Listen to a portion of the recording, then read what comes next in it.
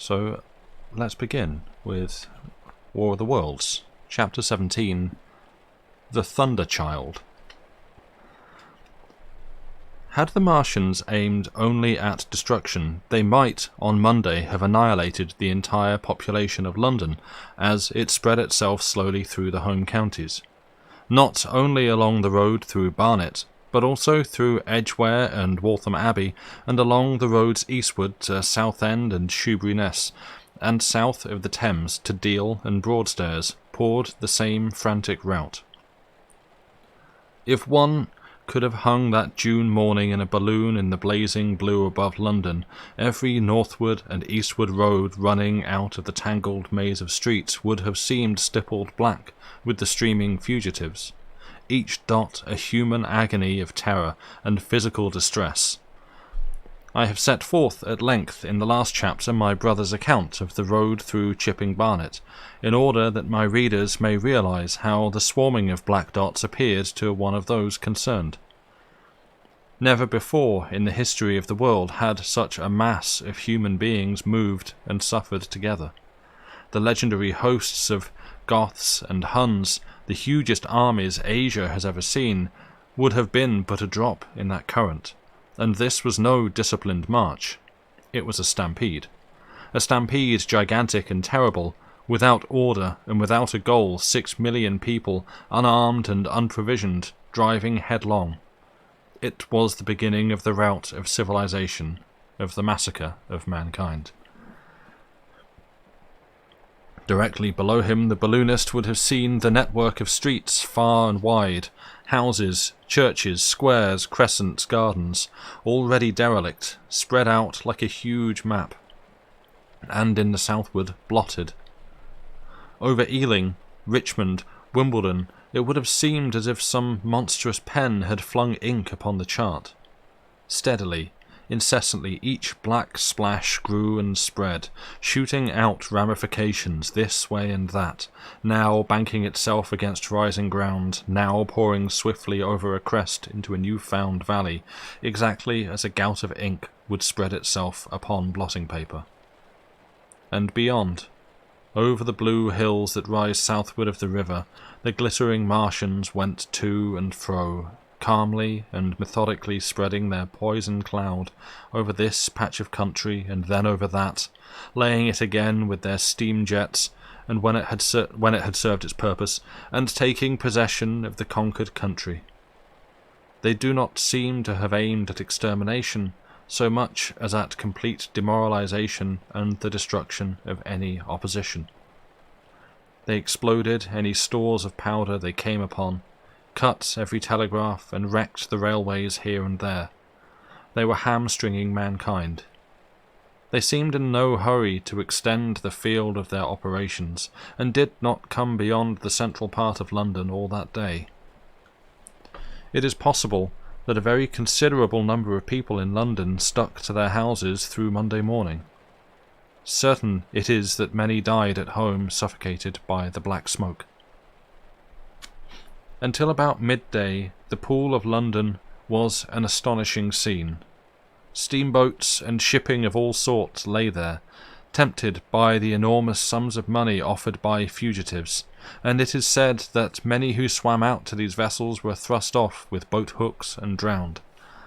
About 1 o'clock in the afternoon, the thinning remnant of a cloud of the black vapour appeared between the arches of Blackfriars Bridge.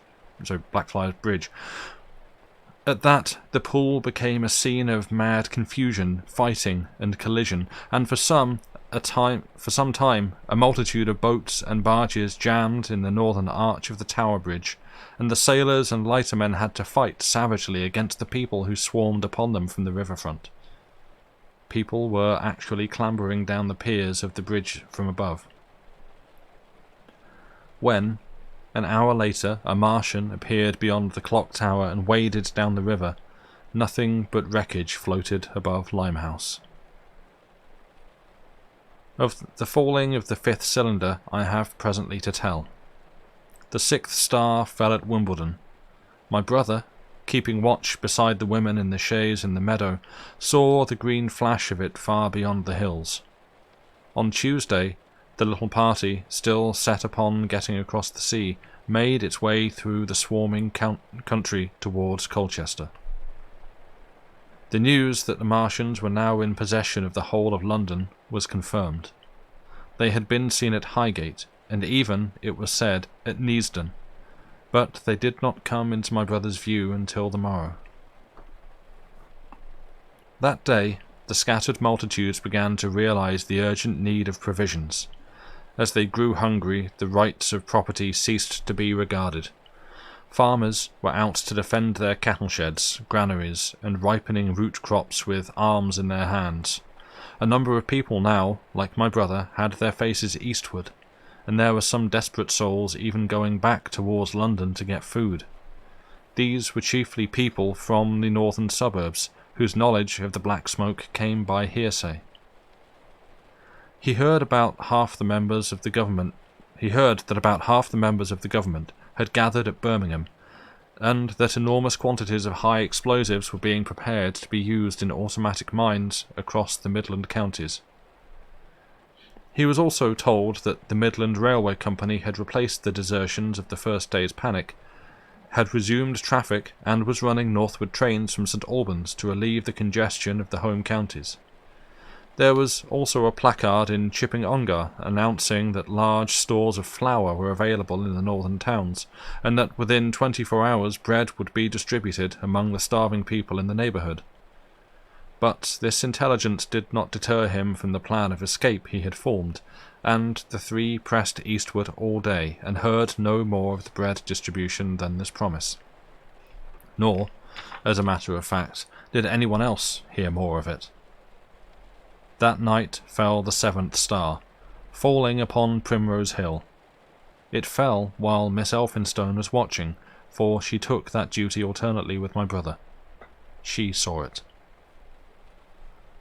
On Wednesday, the three fugitives, they had passed the night in a field of unripe wheat, reached Chelmsford, and there a body of the inhabitants, calling itself the Committee of Public Supply, seized the pony as provisions, and would give nothing in exchange for it but the promise of a share in it the next day. Here there were rumours of Martians at Epping, and news of the destruction of Waltham Abbey powder mills in a vain attempt to blow up one of the invaders. People were watching for Martians here from the church towers. My brother, very luckily for him as it chanced, preferred to push on at once to the coast rather than wait for food, although all three of them were very hungry. By midday they passed through Tillingham, which, strangely enough, seemed to be quite silent and deserted, save for a few furtive plunderers hunting for food. Near Tillingham they suddenly came in sight of the sea, and the most amazing crowd of shipping of all sorts that it is possible to imagine. For after the sailors could no longer come up the Thames, they came on to Essex coast, to Harwich and Walton and Clacton, and afterwards to Foulness and Shoebury, to bring off the people. They lay in a huge sickle-shaped curve that vanished into mist at last towards the Naze.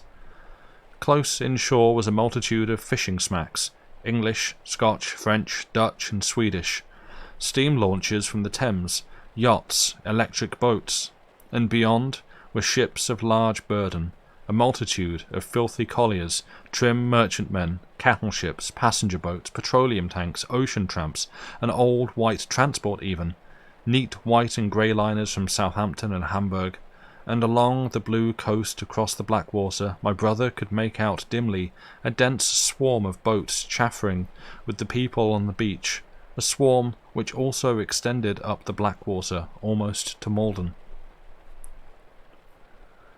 About a couple of miles out lay an ironclad, very low in the water, almost, to my brother's perception, like a waterlogged ship.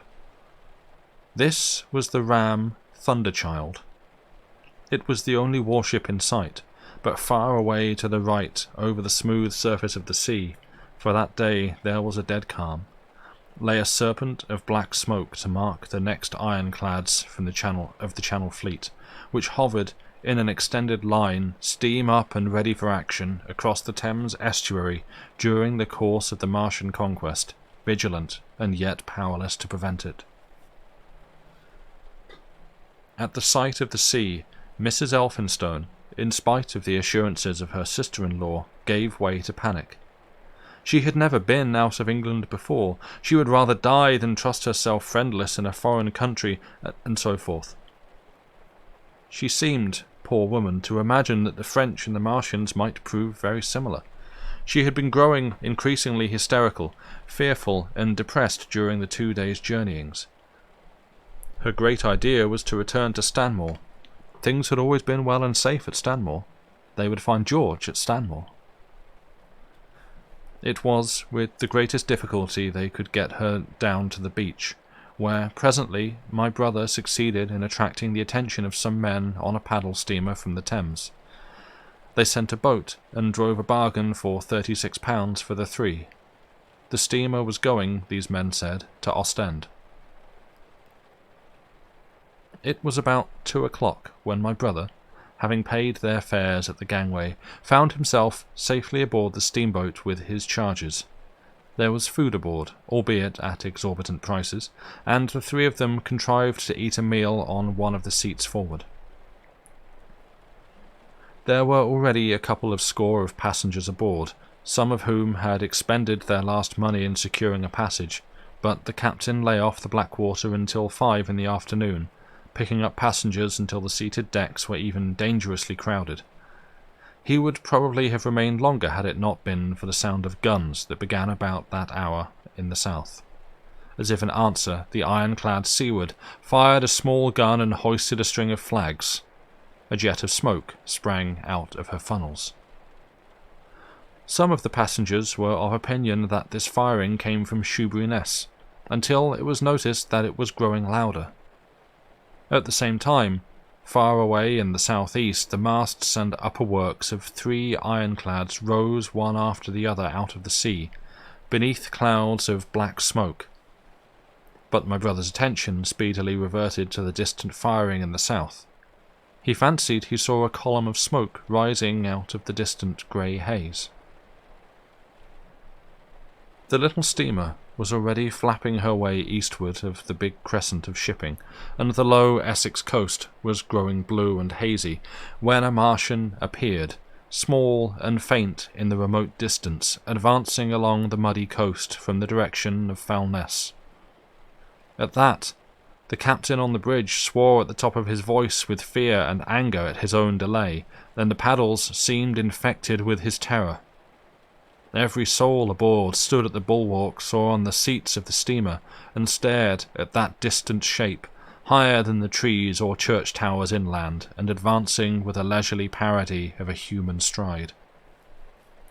It was the first Martian my brother had seen, and he stood, more amazed than terrified, watching this Titan advancing deliberately towards the shipping, wading further and further into the water as the coast fell away. Then, far beyond the crouch, came another, striding over some stunted trees, and then yet another still further off, wading deeply through a shiny mudflat that seemed to hang halfway up between sea and sky. They were all stalking seaward, as if to intercept the escape of the multitudinous vessels that were crowded between Foulness and the Naze.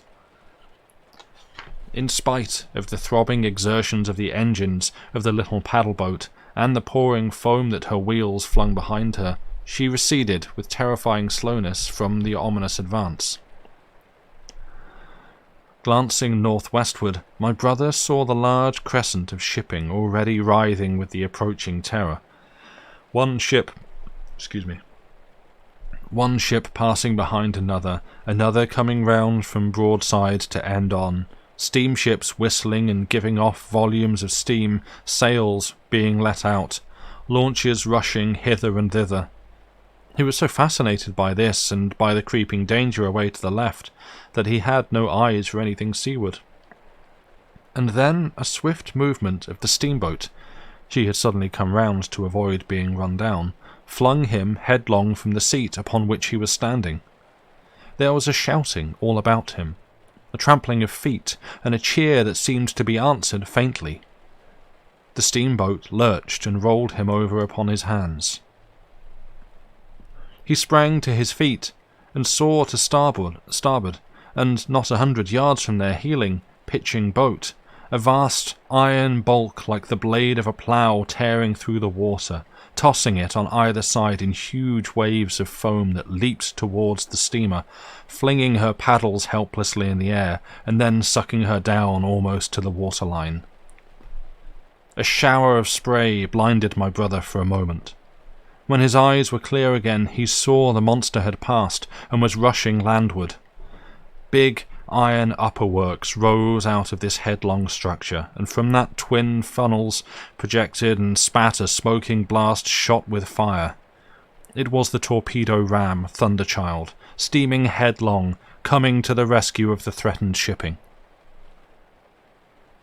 Keeping his footing on the heaving deck by clutching the bulwarks, my brother looked past this charging Leviathan at the Martians again, and he saw the three of them now close together, and standing so far out to sea that their tripod supports were almost entirely submerged. Thus sunken, and seen in remote perspective, they appeared far less formidable than the huge iron bulk in whose wake the steamer was pitching so helplessly. It would seem they were regarding this new antagonist with astonishment. To their intelligence, it may be, the giant was even such another as themselves. The Thunderchild fired no gun, but simply drove full speed towards them. It was probably her not firing that enabled her to get so near the enemy as she did. They did not know what to make of her. One shell, and they would have sent her to the bottom forthwith with the heat ray. She was steaming at such a pace that in a minute she seemed halfway between the steamboat and the Martians, a diminishing black bulk against the receding horizontal expanse of the Essex coast. Suddenly, the foremost Martian lowered his tube and discharged a canister of the black gas at the ironclad. It hit her larboard side and glanced off in an inky jet that rolled away to seaward, an unfolding torrent of black smoke, from which the ironclad drove clear. To the watchers from the steamer, low in the water and with the sun in their eyes, it seemed as though she were already among the Martians. They saw the gaunt figures separating and rising out of the water as they retreated shoreward, and one of them raised the camera-like generator of the heat ray. He held it, pointing obliquely downward, and a bank of steam sprang from the water at its touch. It must have driven through the iron of the ship's side like a white-hot iron rod through paper. A flicker of flame went up through the rising steam, and then the Martian reeled and staggered. In another moment he was cut down, and the great body of water and steam shot high in the air. The guns of the Thunderchild sounded through the reek, going off one after the other, and one shot splashed the water high close by the steamer, ricocheted towards the other flying ships to the north, and smashed a smack to matchwood. But no one heeded that very much. At the sight of the Martian's collapse, the captain on the bridge yelled inarticulately, and all the crowding passengers on the steamer's stern shouted together.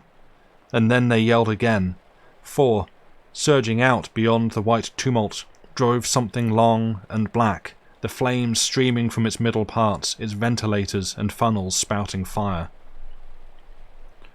She was alive still.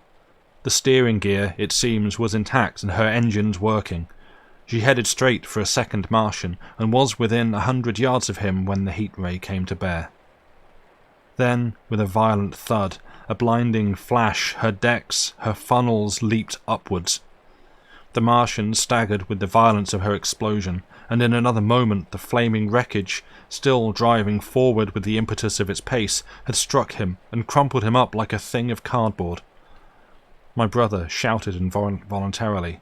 A boiling tumult of steam hit everything again. "Two!" yelled the captain. Everyone was shouting. The whole steamer from end to end rang with frantic cheering that was taken up first by one and then by all in the crowding multitude of ships and boats that was driving out to sea. The steam hung upon the water for many minutes, hiding the third Martian and the coast altogether. And all this time the boat was paddling steadily out to sea and away from the fight. and when at last the confusion cleared, the drifting bank of black vapour intervened, and nothing of the Thunderchild could be made out, nor could the third Martian be seen. But the ironclads to seaward were now quite close, and standing in towards shore past the steamboat. The little vessel continued to beat its way seaward, and the ironclads receded slowly towards the coast, which was hidden still by a marbled bank of vapour, part steam, part black gas, eddying and combining in the strangest way. The fleet of refugees was scattering to the northeast. Several smacks were sailing between the ironclads and the steamboat. After a time, and before they reached the sinking cloudbank, the warships turned northward, and then abruptly went about and passed into the thickening haze of evening southward. The coast grew faint, and at last indistinguishable amid the low banks of clouds that were gathering about the sinking sun.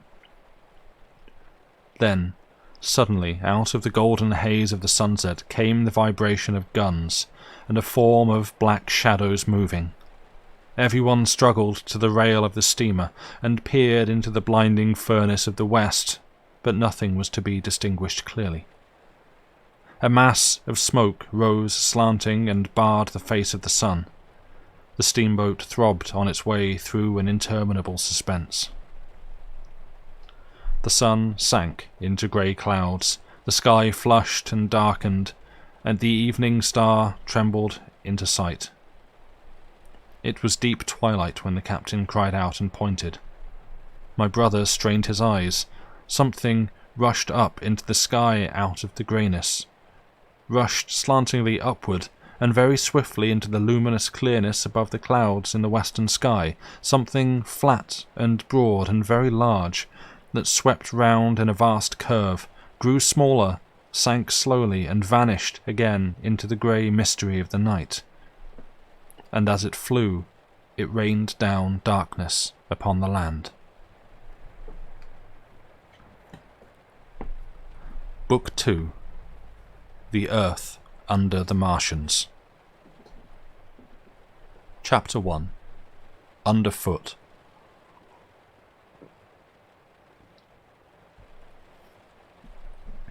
In the first book, I have wandered so much from my own adventures to tell of the experiences of my brother that all through the last 2 chapters I and the curate have been lurking in the empty house at Halliford, whither we fled to escape the black smoke.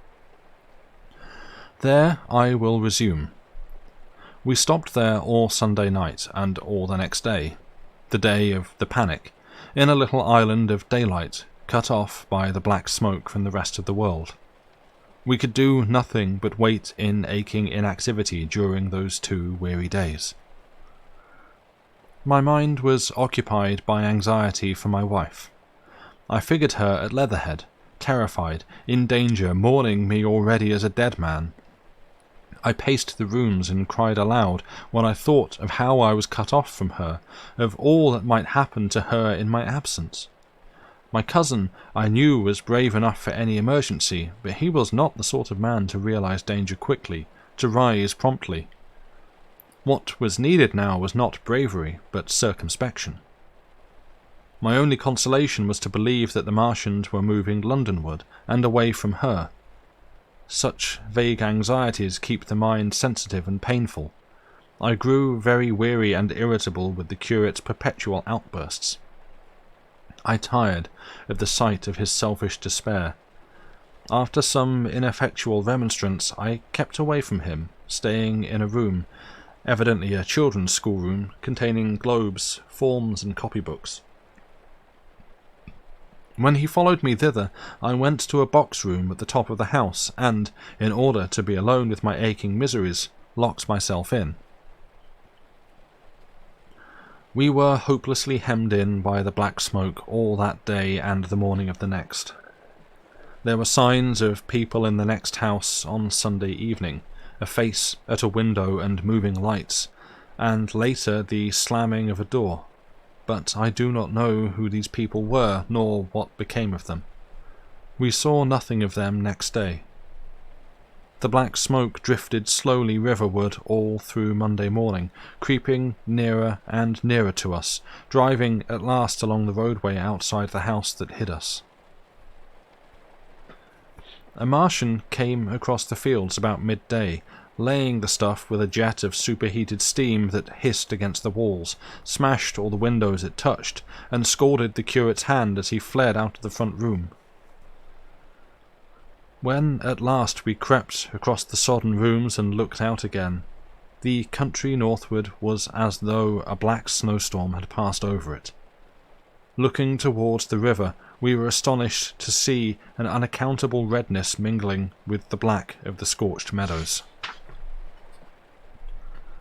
For a time, we did not see how this change affected our position, save that we were relieved of our fear of the black smoke.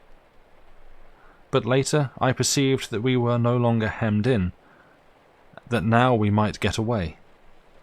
So soon as I realized that the way of escape was open, my dream of action returned, but the curate was lethargic, unreasonable. "We are safe here," he repeated. "Safe here." I resolved to leave him. Would that I had. Wiser now for the artilleryman's teaching, I sought out food and drink. I had found oil and rags for my burns, and I also took a hat and a flannel shirt that I found in one of the bedrooms. When it was clear to him that I meant to go alone, had reconciled myself to going alone, he suddenly roused himself to come, and, all being quiet throughout the afternoon, we started about 5 o'clock, as I should judge, along the blackened road to Sunbury. In Sunbury, and at intervals along the road, were dead bodies lying in contorted attitudes, horses as well as men, overturned carts and luggage, all covered thickly with black dust. That pall of cindery powder made me think of what I had read of the destruction of Pompeii. We got to Hampton Court without misadventure, our minds full of strange and unfamiliar appearances, and at Hampton Court our eyes were relieved to find a patch of green that had escaped the suffocating drift.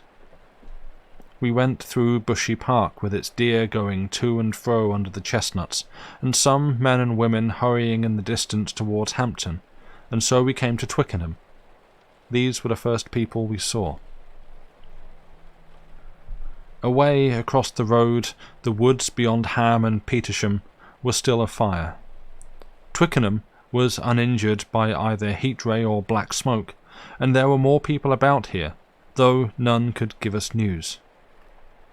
For the most part, they were like ourselves, taking advantage of a lull to shift their quarters.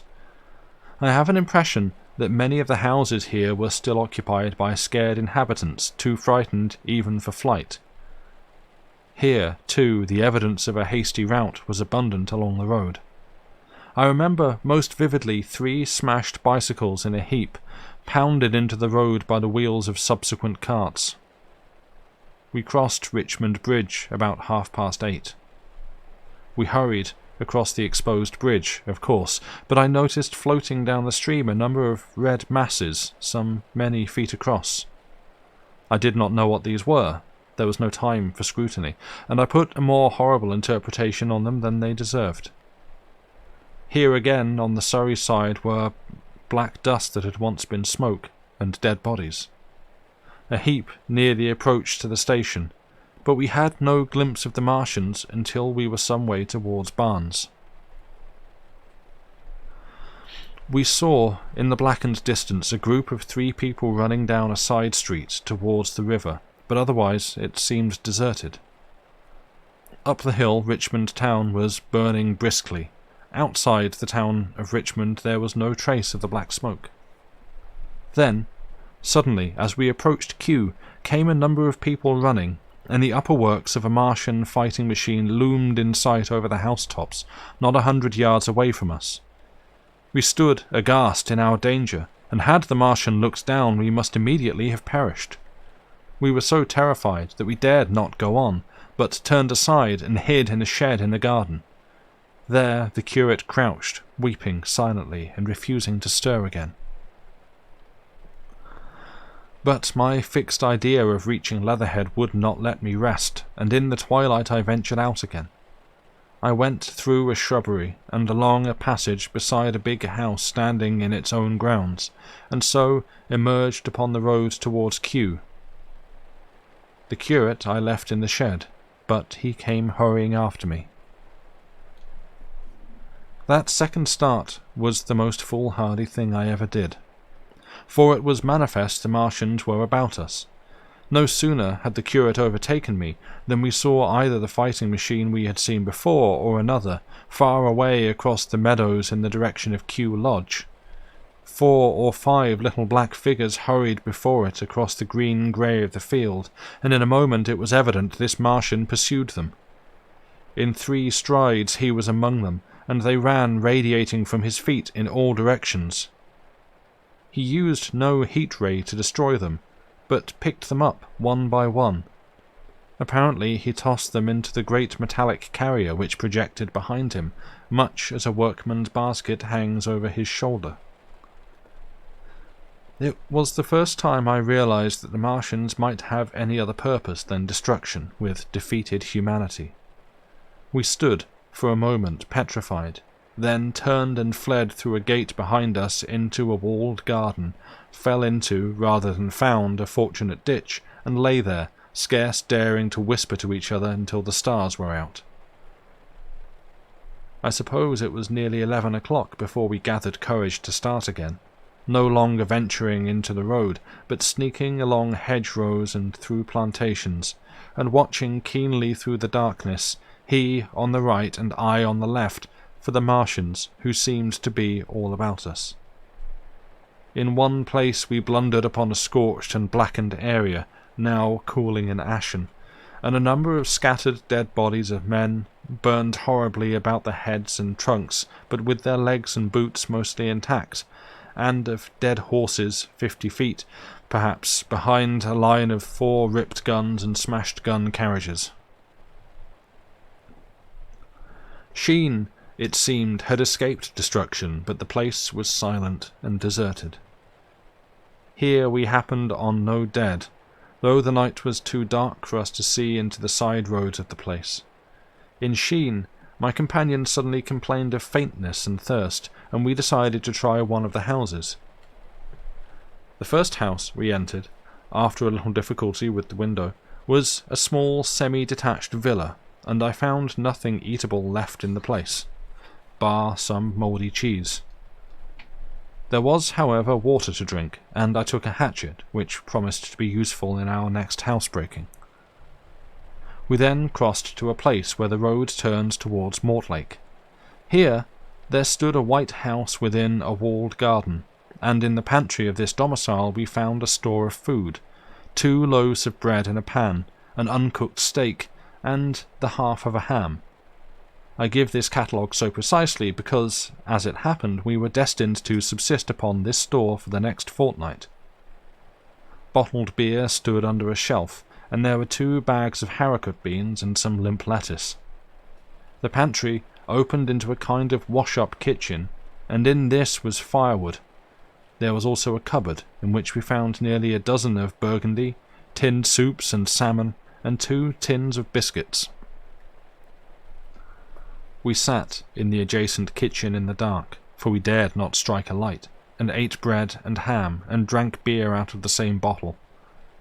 The curate, who was still timorous and restless, was now oddly enough for pushing on, and I was urging him to keep up his strength by eating when the thing happened that was to imprison us.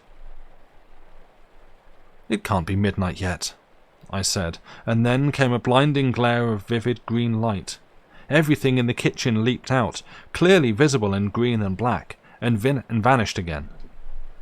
And then followed such a concussion as I have never heard before or since. So close on the heels of this as to seem instantaneous came a thud behind me, a clash of glass, a crash and rattle of falling masonry all about us, and the plaster of the ceiling came down upon us, smashing into a multitude of fragments upon our heads. I was knocked headlong across the floor against the oven handle and stunned. I was insensible for a long time. The curate told me... I was insensible for a long time, the curate told me, and when I came to, we were in darkness again, and he, with a face wet, as I found afterwards, with blood from a cut forehead, was dabbing water over me. For some time I could not recollect what had happened. Then things came to me slowly. A bruise on my temple asserted itself. "Are you better?" asked the curate in a whisper. At last I answered him. I sat up. "Don't move," he said. "The floor is covered with smashed crockery from the dresser. You can't possibly move without making a noise, and I fancy they are outside." We both sat quite silent, so that we could scarcely hear each other breathing. Everything seemed deathly still, but once something near us, some plaster or broken brickwork, slid down with a rumbling sound. Outside and very near was an intermittent metallic rattle. "That!" said the curate when presently it happened again. "Yes," I said. "But what is it?" "A Martian," said the curate. I listened again. "It was not like the heat ray," I said, and for a time I was inclined to think one of the great fighting machines had stumbled against the house, as I had seen one stumble against the tower of Shepperton Church. Our situation was so strange and incomprehensible that for 3 or 4 hours, until the dawn came, we scarcely moved. And then the light filtered in, not through the window, which remained black, but through a triangular aperture between a beam and a heap of broken bricks in the wall behind us. The interior of the kitchen we now saw greyly for the first time. The window had been burst in by a mass of garden mould which flowed over the table upon which we had been sitting and lay about our feet. Outside, the soil was banked high against the house. At the top of the window frame we could see an uprooted drainpipe. The floor was littered with smashed hardware. The end of the kitchen towards the house was broken into, and since the daylight shone in there, it was evident the greater part of the house had collapsed. Contrasting vividly with this ruin was the neat dresser, stained in the fashion, pale green, and with a number of copper and tin vessels below it, the wallpaper imitating blue and white tiles, and a couple of coloured supplements fluttering from the walls above the kitchen range. As the dawn grew clearer, we saw through the gap in the wall the body of a Martian, standing sentinel, I suppose, over the still, glowing cylinder. At the sight of that, we crawled as circumspectly as possible out of the twilight of the kitchen into the darkness of the scullery. Abruptly, the right interpretation dawned upon my mind. "The 5th cylinder!" I whispered. "The 5th shot from Mars has struck this house and buried us under the ruins." For a time the curate was silent, and then he whispered, "God have mercy upon us." I heard him presently whimpering to himself. Save for that sound, we lay quite still in the scullery. I, for my part, scarce dared breathe, and sat with my eyes fixed on the faint light of the kitchen door. I could just see the curate's face, a dim, oval shape, and his collar and cuffs. Outside there began a metallic hammering, then a violent hooting, and then again, after a quiet interval, a hissing, like the hissing of an engine. These noises, for the most part problematical, continued intermittently and seemed, if anything, to increase in number as time wore on. Presently, a measured thudding and a vibration that made everything about us quiver, and the vessels in the pantry ring and shift began and continued. Once the light was eclipsed, and the ghostly kitchen doorway became absolutely dark. For many hours we must have crouched there, silent and shivering, until our tired attention failed. At last, I found myself awake and very hungry. I am inclined to believe we must have spent the greater portion of a day before that awakening. My hunger was at a stride so insistent that it moved me to action. I told the curate I was going to seek food, and felt my way towards the pantry. He made me no answer, but so soon as I began eating, the faint noise I made stirred him up, and I heard him crawling after me. And that is the end of the chapter, and where we shall take a break for tonight. So, do what you need to do. Get up, stretch, rotate your legs, swap your fluids, do those kinds of things, and I'll see you back here in about 5 minutes or so. See you in a bit.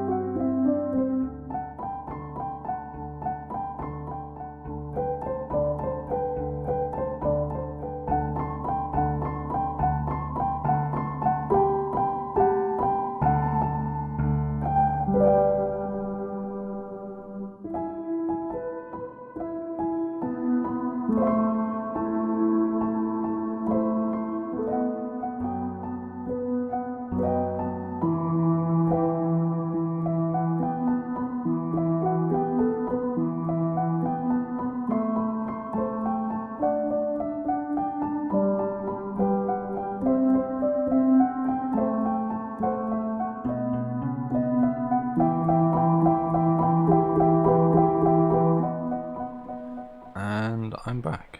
This time with a live microphone, unlike, at the start of the stream for those that caught that. Also, I forgot to do this very important task back at the start. So let's do, make the thing flash. Congratulations to me for apparently 13 months of subscribing. Hooray. You're welcome. So the book 1, book 2 thing was where I hoped to end the last stream, but I was kind of flagging by the end of it and wasn't able to go on and actually get to that point, because that would have made for quite a neat break between streams. Didn't happen, which is why it kind of felt weird to start this one with like one chapter immediately go to like a break, and hence the, as I saw Andy say, like previously on War of the Worlds. Yes, 13 months, that is almost, it's a baker's year. But yeah, that was the first half, where the warship, the Thunderchild, kind of managed to take down 2 Martians before getting thoroughly blown up. Headcanon was probably piloted entirely by horses, just to keep Wells happy. And yeah, we shall continue. This half, as I was saying at the top of the stream, comes with a bit of a warning. Obviously the curate's mental health is not in the best place, and frankly neither is our unnamed narrator's. He's not, neither of them are doing particularly well. But yeah, clearly the curate is undergoing some sort of crisis and breakdown. And it doesn't get handled particularly well. Those of you that know the story will know how well it doesn't get handled. But yeah, if frankly, if poor treatment of people with mental health is something that's going to upset you, then yeah, feel free to like skip out for this half, because it's not cheery. So that's just a warning. So be advised, I guess. Also, apologies if there's any dropped frames. I see I have dropped a total of 289.3%. Because again, you pay for a steady internet connection and they go, nah, not really. Okay, good. Yeah, I noticed it once earlier on, but hey, it's good. But yeah, I'm just going to have some water quickly, and then let's continue.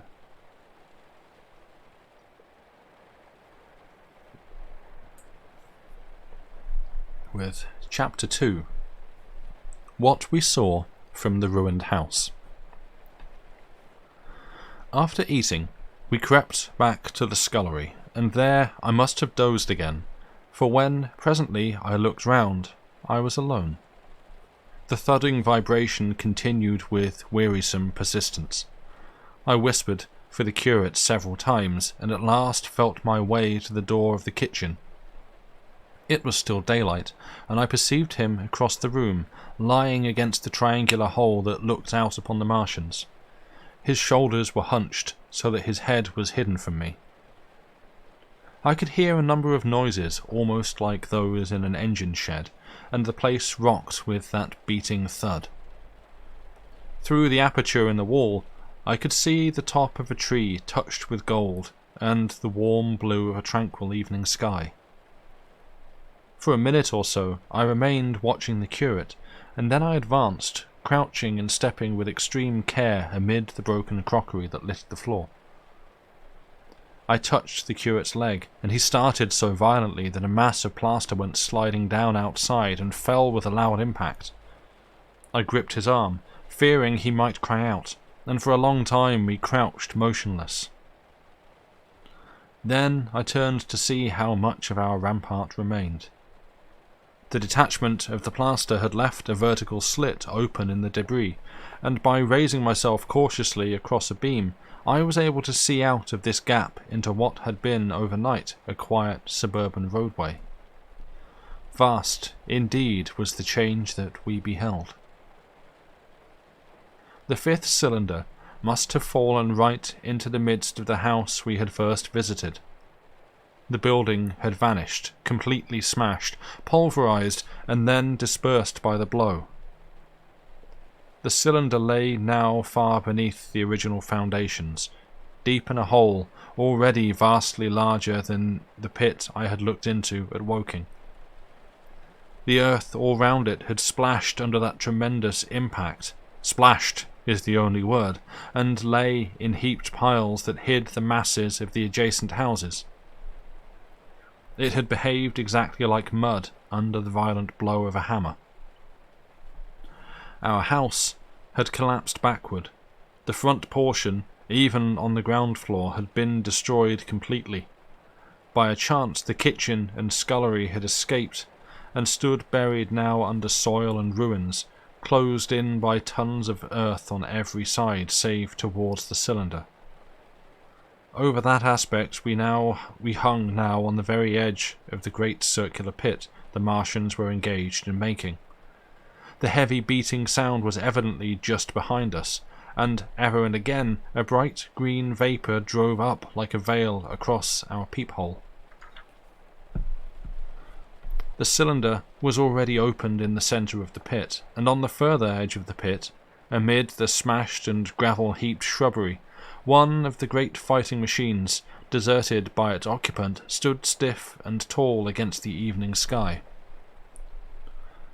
At first I scarcely noticed the pit and the cylinder, although it had been convenient to describe them first, on account of the extraordinary glittering mechanism. I saw busy in the excavation, and on account of the strange creatures that were crawling slowly and painfully across the heaped mould near it. I will have another go at that sentence, because I just wasn't paying attention to the punctuation. At first I scarcely noticed the pit and the cylinder, although it has been convenient to describe them first, on account of the extraordinary glittering mechanism I saw busy in the excavation, and on account of the strange creatures that were crawling slowly and painfully across the heaped mould near it. I do apologise. The mechanism it certainly was that held my attention first. It was one of those complicated fabrics that have since been called handling machines, and the study of which has already given us an enormous impetus to terrestrial invention. As it dawned upon me first, it presented a sort of metallic spider with 5 jointed, agile legs, and with an extraordinary number of jointed levers, bars, and reaching and clutching tentacles about its body. Most of its arms were retracted, but with 3 long tentacles it was fishing out a number of rods, plates, and bars which lined the covering and apparently strengthened the walls of the cylinder.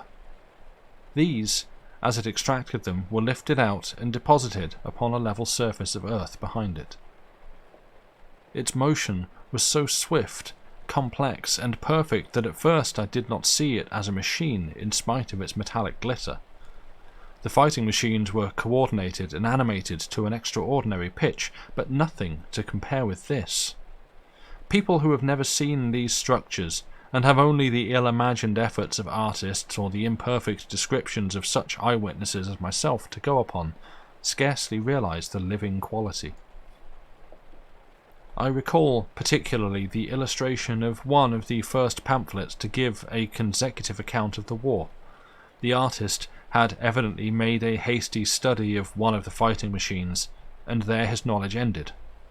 He presented them as tilted, stiff tripods without either flexibility or subtlety, and with an altogether misleading monotony of effect.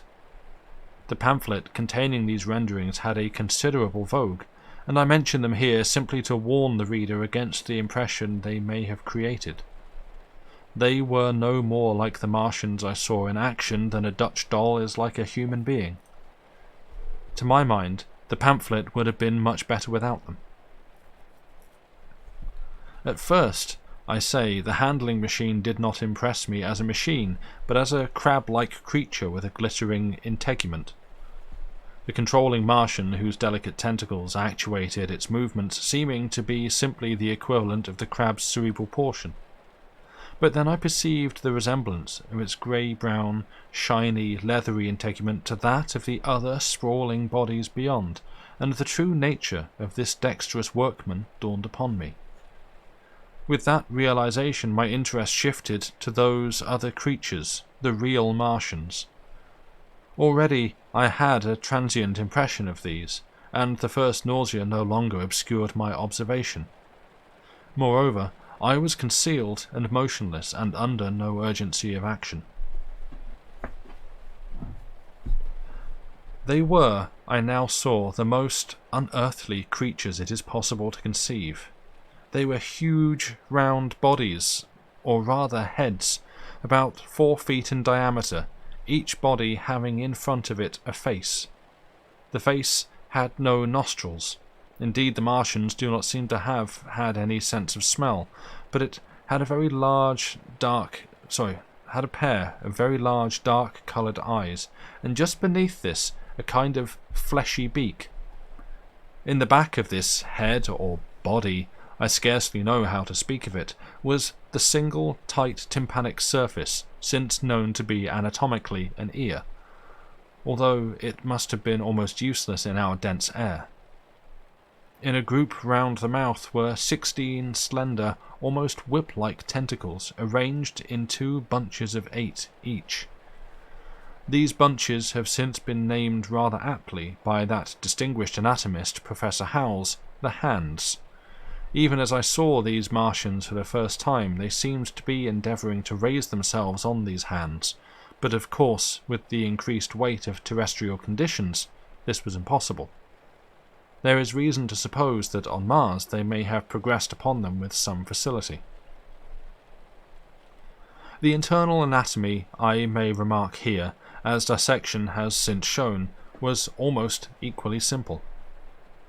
The greater part of the structure was the brain, sending enormous nerves to the eyes, ear, and tactile tentacles. Besides this were the bulky lungs, into which the mouth opened, and the heart and its vessels.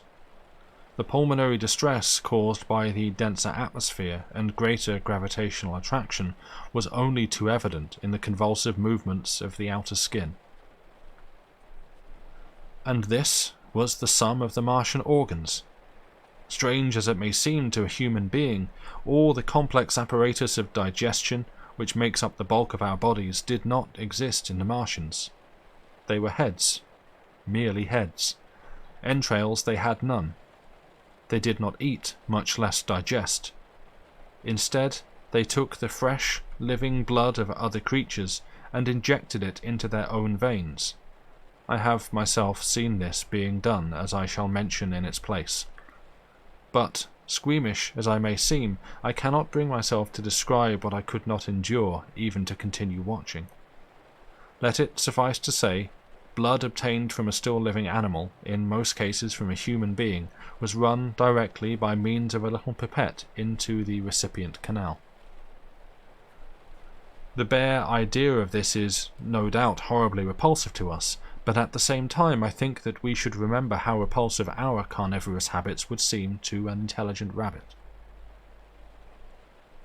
The physiological advantages of the practice of injection are undeniable if one thinks of the tremendous waste of human time and energy occasioned by eating and the digestive process. Our bodies are half made up of glands and tubes and organs occupied in turning heterogeneous food into blood. The digestive processes and their reaction upon the nervous system sap our strength and colour our minds. Men go happy or miserable as they have healthy or unhealthy livers or sound gastric glands. But the Martians were lifted above all these organic fluctuations of mood and emotion.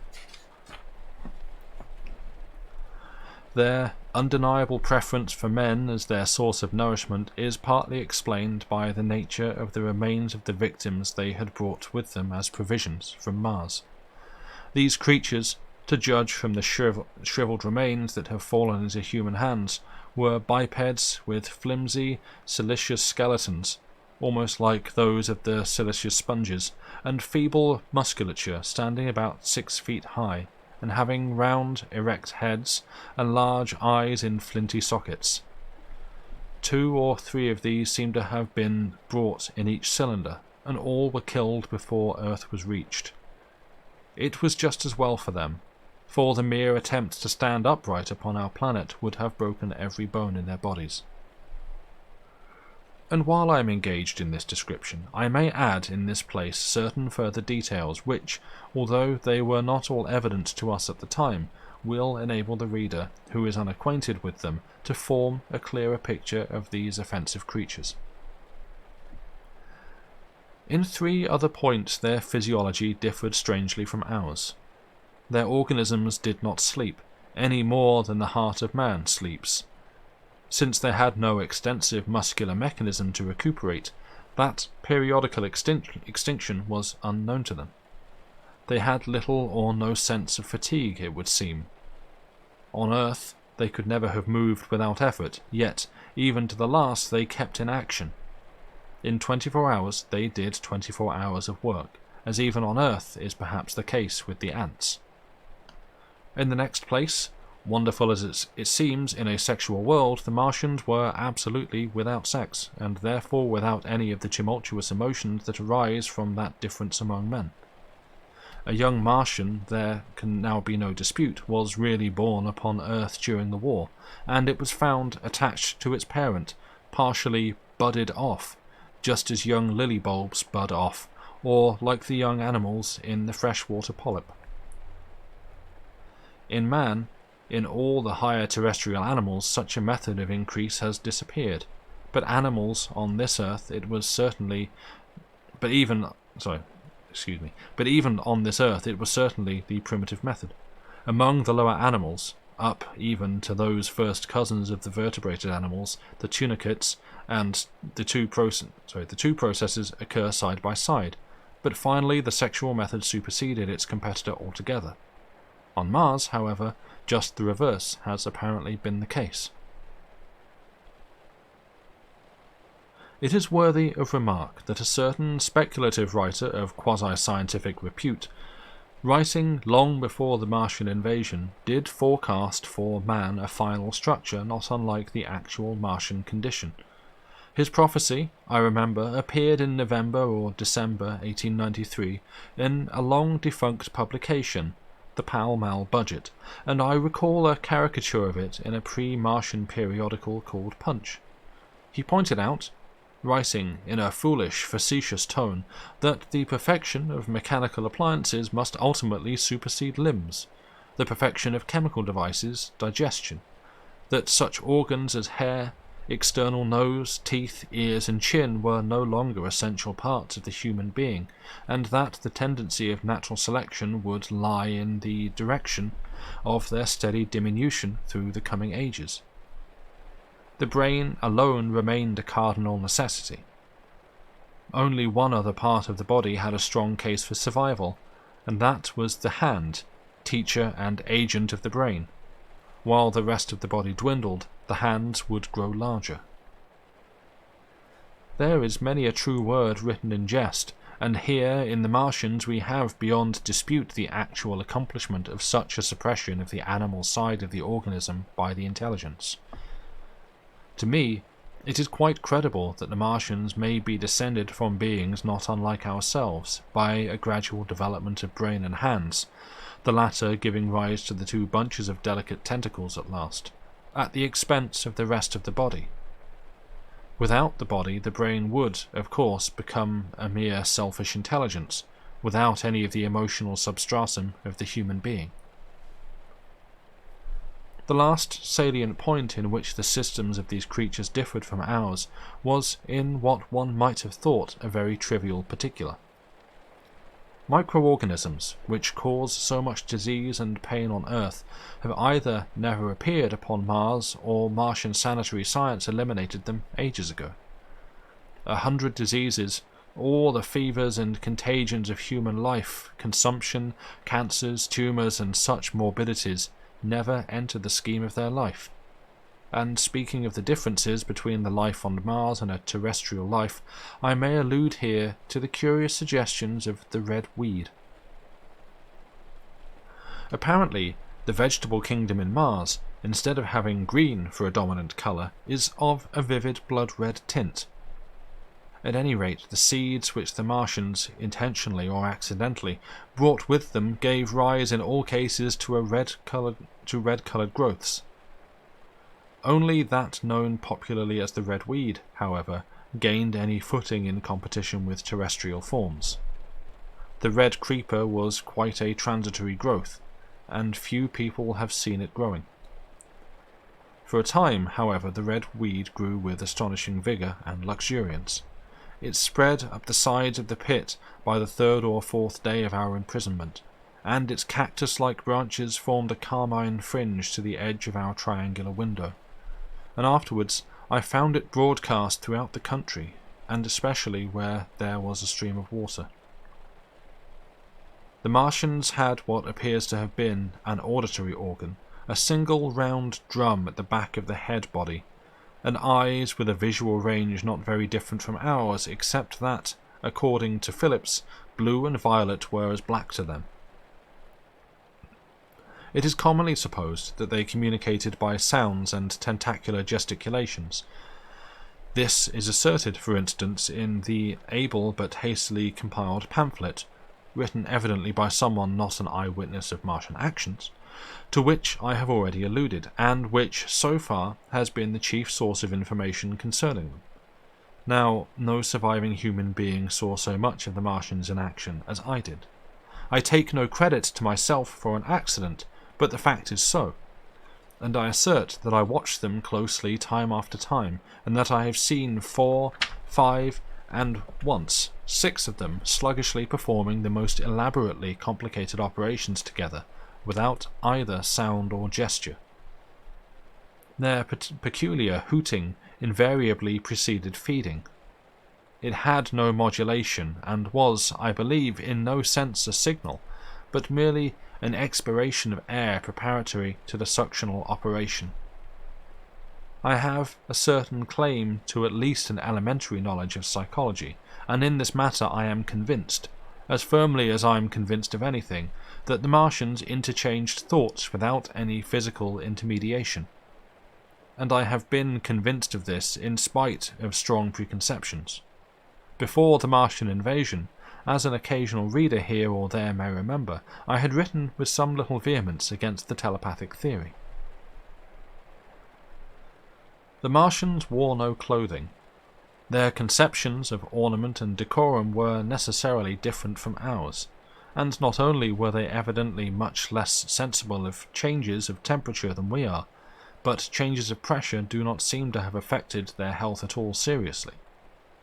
Yet though they wore no clothing, it was in the other artificial additions to their bodily resources that their great superiority over man lay. We men, with our bicycles and road skates, our Lilienthal soaring machines, our guns and sticks, and so forth, are just in the beginning of the evolution that the Martians have worked out. They have become practically mere brains, wearing different bodies according to their needs, just as men wear suits of clothes and take a bicycle in a hurry or an umbrella in the wet. And of their appliances, perhaps, nothing is more wonderful to a man than the curious fact that what is the dominant feature of almost all human devices in mechanism is absent. The wheel is absent. Among all the things they brought to earth, there is no trace or suggestion of their use of wheels. One would have at least expected it in locomotion, and in this connection it is curious to remark that even on this earth nature has never hit upon the wheel, or has preferred other expedients to its development. And not only did the Martians either not know of, which is incredible, or abstain from the wheel, but in their apparatus singularly little use is made of the fixed pivot, or relatively fixed pivot, with circular motions thereabout confined to one plane. Almost all the joints of the machinery present a complicated system of sliding parts moving over small but beautifully curved friction bearings. And while upon this matter of detail, it is remarkable that the long leverages of their machines are in most cases actuated by a sort of sham musculature of the discs in an elastic sheath. These discs become polarized and drawn closely and powerfully together when traversed by a current of electricity. In this way, the curious parallelism to animal motions, which was so striking and disturbing to the human beholder, was attained. Such quasi-muscles abounded in the crab-like handling machine which, on my first peeping out of the slit, I watched unpacking the cylinder. It seemed infinitely more alive than the actual Martians lying beyond it in the sunset light, panting, stirring ineffectual tentacles, and moving feebly after their vast journey across space. While I was still watching their sluggish motions in the sunlight, and noting each strange detail of their form, the curate reminded me of his presence by pulling violently at my arm. I turned to a scowling face and silent, eloquent lips. He wanted the slit, which permitted only one of us to peep through, and so I had to forego watching them for a time while he enjoyed that privilege. When I looked again, the busy handling machine had already put together several of the pieces of apparatus it had taken out of the cylinder into a shape having an unmistakable likeness to its own. And down on the left, a busy little digging mechanism had come into view, emitting jets of green vapour and working its way round the pit, excavating and embanking in a methodical and discriminating manner. This it was which had caused the regular beating noise and the rhythmic shocks that had kept our ruinous refuge quivering. It piped and whistled as it worked. So far as I could see, the thing was without a directing Martian at all. Chapter 3. The Days of Imprisonment.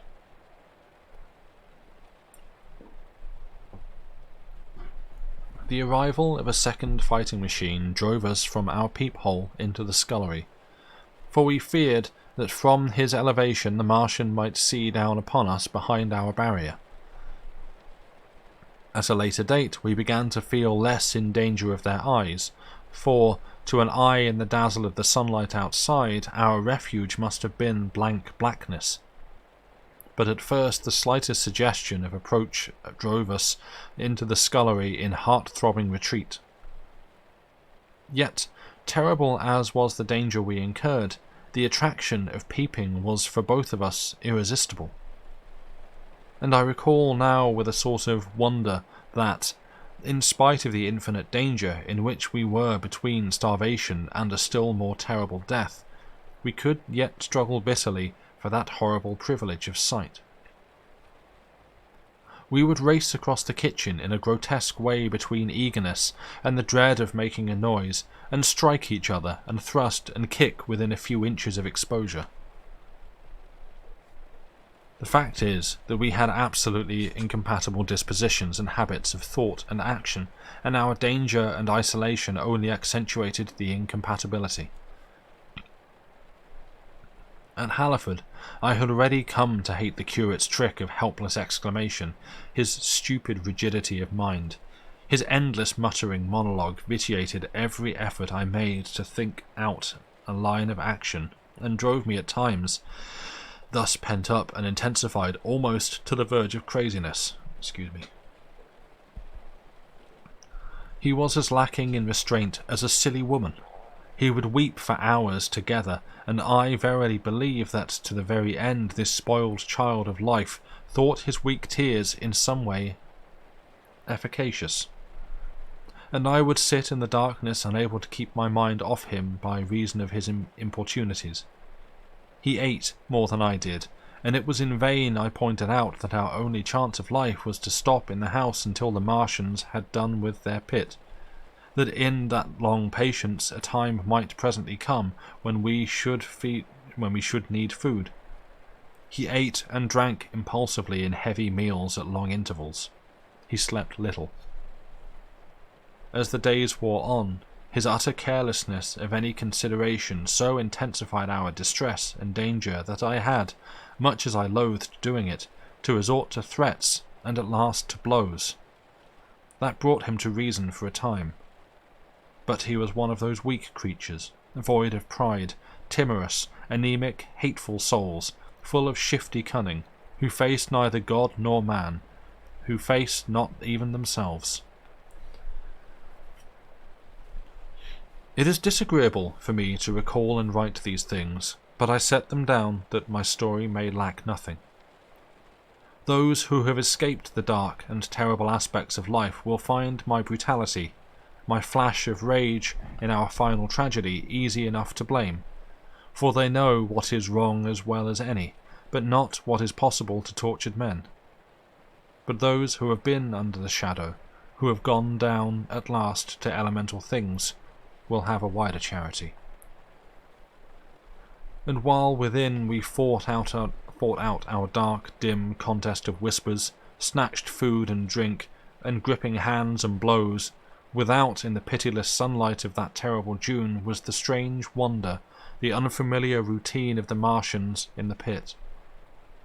Let me return to those first new experiences of mine. After a long time, I ventured back to the peephole, to find that the newcomers had been reinforced by the occupants of no fewer than 3 of the fighting machines. These last had brought with them certain fresh appliances that stood in an orderly manner about the cylinder. The second handling machine was now completed, and was busied in serving one of the novel contrivances the big machine had brought. This was a body resembling a milk can in its general form, above which oscillated a pear-shaped receptacle, and from which a stream of white powder flowed into a circular basin below. The oscillatory motion was imparted to this by one tentacle of the handling machine.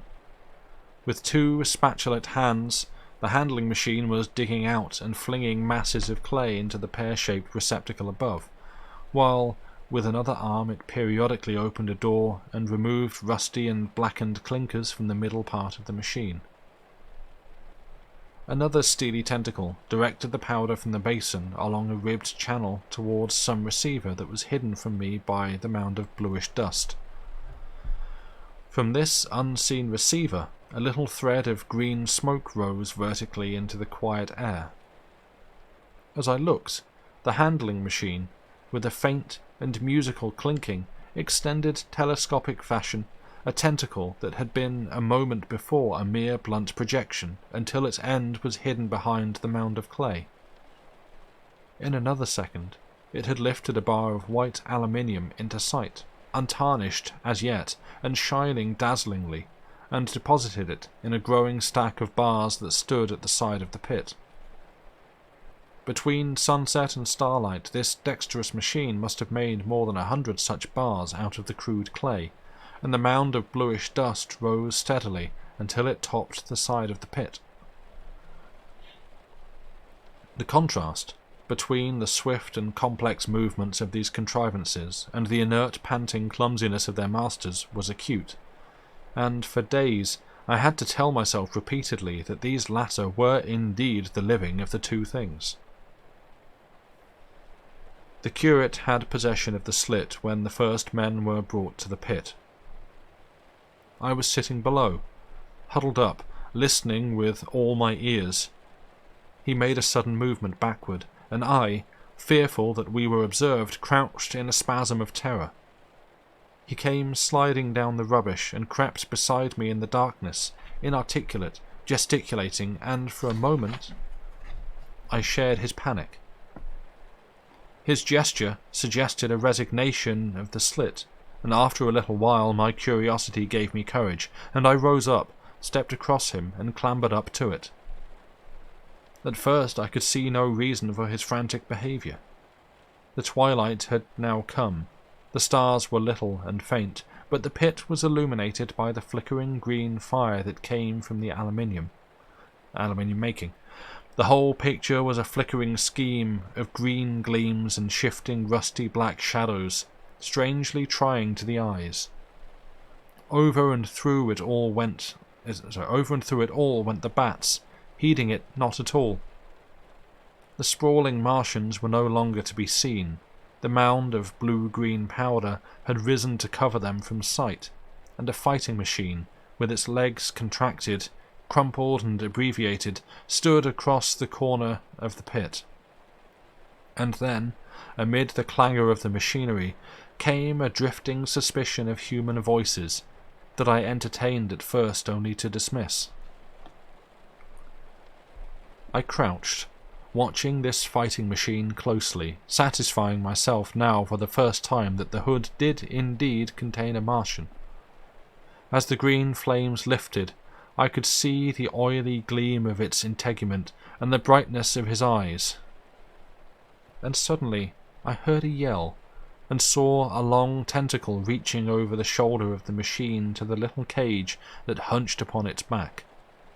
Then something struggling violently, was lifted high against the sky, a black, vague enigma against the starlight. And as this black object came down again, I saw by the green brightness that it was a man. For an instant he was clearly visible. He was a stout, ruddy, middle-aged man, well-dressed. 3 days before he must have been walking the world, a man of considerable consequence. I could see his staring eyes and gleams of light on his studs and watch chain. He vanished behind the mound, and for a moment there was silence. And then began a shrieking and a sustained and cheerful hooting from the Martians. I slid down the rubbish, struggled to my feet, clapped my hands over my ears, and bolted into the scullery. The curate, who had been crouching silently with his arms over his head, looked up as I passed, cried out quite loudly at my desertion of him, and came running after me. That night, as we lurked in the scullery, balanced between our horror and the terrible fascination this peeping had, although I felt an urgent need of action, I tried in vain to conceive some plan of escape. But afterwards, during the second day, I was able to consider our position with great clearness. The curate, I found, was quite incapable of discussion. This new and culminating atrocity had robbed him of all vestiges of reason or forethought. Practically, he had already sunk to the level of an animal. But as the saying goes, I gripped myself with both hands. It grew upon my mind, once I could face the facts, that terrible as our position was, there was as yet no justification for absolute despair. Our chief chance lay in the possibility of the Martians making the pit nothing more than a temporary encampment. Or, even if they kept it permanently, they might not consider it necessary to guard it, and a chance of escape might be afforded us. I also weighed very carefully the possibility of our digging a way out in the direction away from the pit, but the chances of our emerging within sight of some sentinel fighting machine seemed at first too great. I should have had to do all the digging myself. The curate would certainly have failed me. It was on the third day, if my memory serves me right, that I saw the lad killed. It was the only occasion on which I actually saw the Martians feed. After that experience, I avoided the hole in the wall for the better part of a day. I went into the scullery, removed the door, and spent some hours digging with my hatchet as silently as possible. But when I had made a hole about a couple of feet deep, the loose earth collapsed noisily, and I did not dare continue. I lost heart, and lay down on the scullery floor for a long time, having no spirit even to move. And after that I abandoned altogether the idea of escaping by excavation. It says much for the impression the Martians had made upon me that at first I entertained little or no hope of our escape being brought about by their overthrow through any human effort. But on the 4th or 5th night I heard a sound like heavy guns. It was very late in the night, and the moon was shining brightly. The Martians had taken away the excavating machine, and, save for a fighting machine that stood in the remoter bank of the pit and a handling machine that was buried out of my sight in a corner of the pit immediately beneath my peephole, the place was deserted by them. Except for the pale glow from the handling machine and the bars and patches of white moonlight, the pit was in darkness, and, except for the clinking of the handling machine, quite still. That night was a beautiful serenity. Save for one planet, the moon seemed to have the sky to herself. I heard a dog howling, and that familiar sound it was that made me listen. Then I heard quite distinctly a booming exactly like the sound of great guns. 6 distinct reports I counted, and after a long interval, 6 again. And that was all.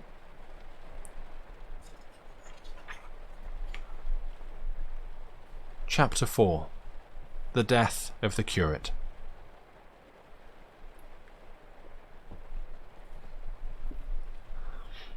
It was on the 6th day of our imprisonment that I peeped for the last time and presently found myself alone.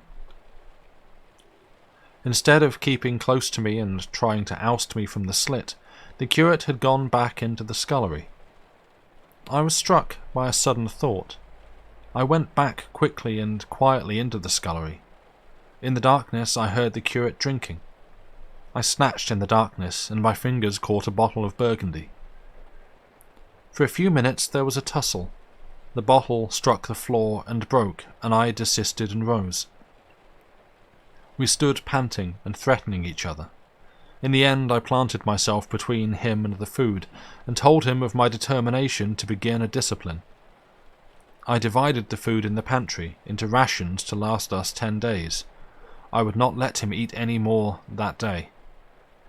In the afternoon he made a feeble effort to get at the food. I had been dozing, but in an instant I was awake. All day and all night we sat face to face, I weary but resolute, and he weeping and complaining of his immediate hunger. It was, I know, a night and a day, but to me it seems now, an interminable length of time. And so our widened incompatibility ended at last in open conflict. For 2 vast days we struggled in undertones and wrestling contests. There were times when I beat and kicked him madly, times when I cajoled and persuaded him, and once I tried to bribe him with the last bottle of Burgundy, for there was a rainwater pump from which I could get water. But neither force nor kindness availed. He was, indeed, beyond reason. He would neither desist from his attacks on the food nor from his noisy babbling to himself. The rudimentary precautions to keep our imprisonment endurable he would not observe.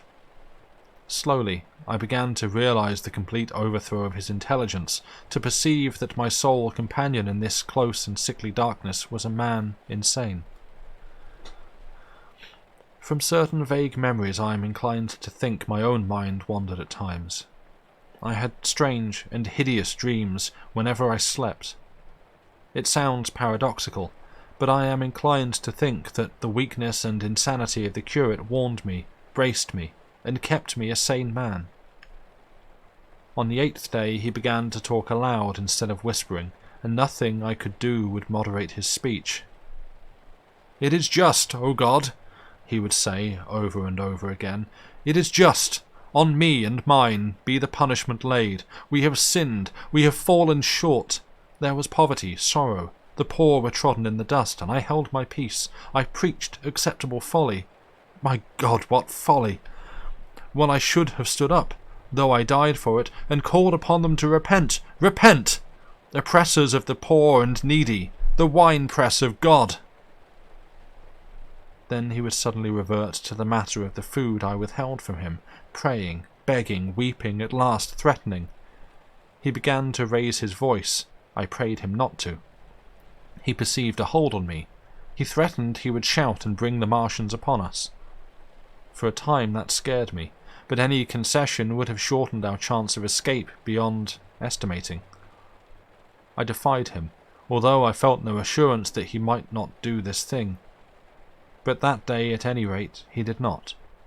He talked with his voice rising slowly through the greater part of the 8th and 9th days. Threats, entreaties mingled with a torrent of half-sane and always frothy repentance for his vacant sham of God's service, such as made me pity him. Then he slept a while, and began again with renewed strength, so loudly that I must needs make him desist. "Be still!" I implored. He rose to his knees, for he had been sitting in the darkness near the copper. "I have been still too long," he said, in a tone that must have reached the pit, "and now I must bear my witness. Woe unto this unfaithful city! Woe! Woe! Woe! Woe! Woe! To the inhabitants of the earth by reason of the other voices of the trumpet." "Shut up!" I said, rising to my feet, and in terror lest the Martians should hear us. "For God's sake!" "Nay," shouted the curate at the top of his voice, standing likewise and extending his arms. "Speak! The word of the Lord is upon me!" In 3 strides I was at the door leading into the kitchen. "I must bear my witness. I go. It has already been too long delayed." I put out my hand and felt the meat chopper hanging to the wall. In a flash I was after him. I was fierce with fear. Before he was halfway across the kitchen I had overtaken him. With one last touch of humanity I turned the blade back and struck him with the butt. He went headlong forward and lay stretched on the ground. I stumbled over him and stood panting. He lay still. Suddenly I hear a noise without. The run and smash of slipping plaster, and the triangular aperture in the wall was darkened. I looked up and saw the lower surface of a handling machine coming slowly across the hole. One of its gripping limbs curled amid the debris. Another limb appeared, feeling its way over the fallen beams. I stood petrified, staring. Then I saw through a sort of glass plate near the edge of the body the face, as we may call it, and the large dark eyes of a Martian, peering, and then a long metallic snake of tentacle came feeling slowly through the hole. I turned by an effort, stumbled over the curate, and stopped at the scullery door. The tentacle was now some way 2 yards or more in the room, and twisting and turning with queer sudden movements this way and that. For a while I stood fascinated by that slow, fitful advance. Then, with a faint, hoarse cry, I forced myself across the scullery. I trembled violently. I could scarcely stand upright. I opened the door of the coal cellar, and stood there in the darkness, staring at the faintly lit doorway into the kitchen, and listening. Had the Martian seen me? What was it doing now? Something was moving to and fro there, very quietly. Every now and then it tapped against the wall, or started on its movements with a faint metallic ringing, like the movements of keys on a split ring. Then a heavy body, I knew too well what, was dragged across the floor of the kitchen towards the opening. Irresistibly attracted, I crept to the door and peeped into the kitchen. In the triangle of bright outer sunlight, I saw the Martian, in its Briareus of a handling machine, scrutinizing the curate's head. I thought at once that it would infer my presence from the mark of the blow I had given him. I crept back to the coal cellar, shut the door, and began to cover myself up as much as I could, and as noiselessly as possible in the darkness among the firewood and coal therein. Every now and then I paused, rigid to hear if the Martian had thrust its tentacles through the opening again. Then the faint metallic jingle returned. I traced it, slowly feeling over the kitchen. Presently I heard it nearer, in the scullery, as I judged. I thought that its length might be insufficient to reach me. I prayed copiously. It passed, scraping faintly across the cellar door. An age of almost intolerable suspense intervened. Then I heard it fumbling at the latch. It had found the door. The Martians understood doors. It worried at the catch for a minute, perhaps, and then the door opened. In the darkness, I could just see the thing, like an elephant's trunk more than anything else, waving towards me and touching and examining the wall, coals, wood and ceiling. It was like a black worm swaying its blind head to and fro. Once, even, it touched the heel of my boot. I was on the verge of screaming. I bit my hand. For a time the tentacle was silent.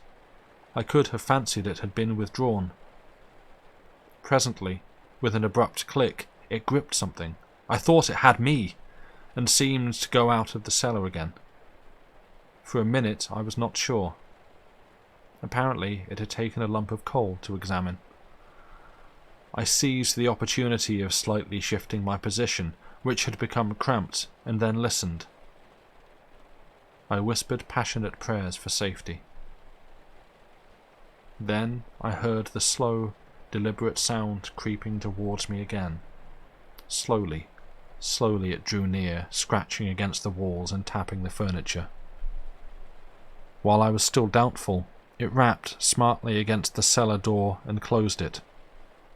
I heard it go into the pantry, and the biscuit tins rattled, and a bottle smashed, and then came a heavy bump against the cellar door.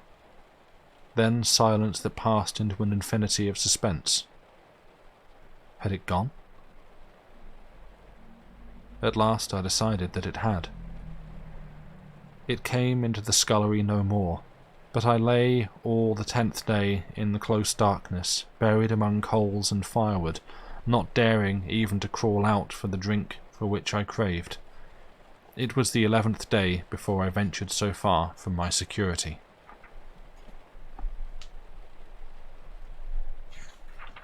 Chapter 5. The Stillness.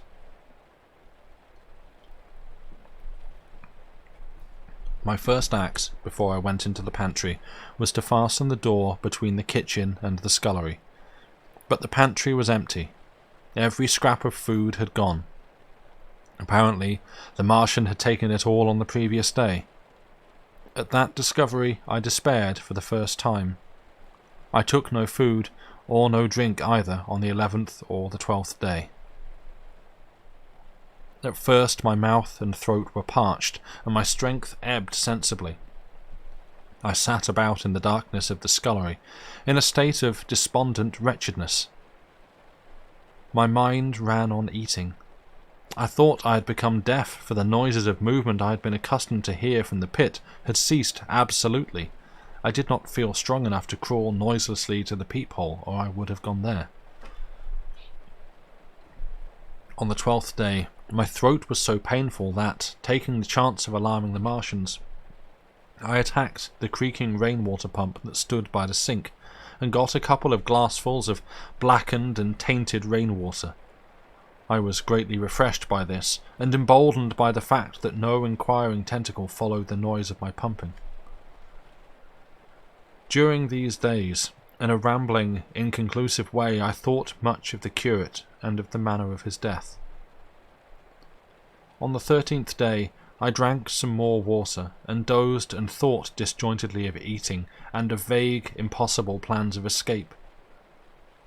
Whenever I dozed, I dreamt of horrible phantasms, of the death of the curate, or of sumptuous dinners. But, asleep or awake, I felt a keen pain that urged me to drink again and again.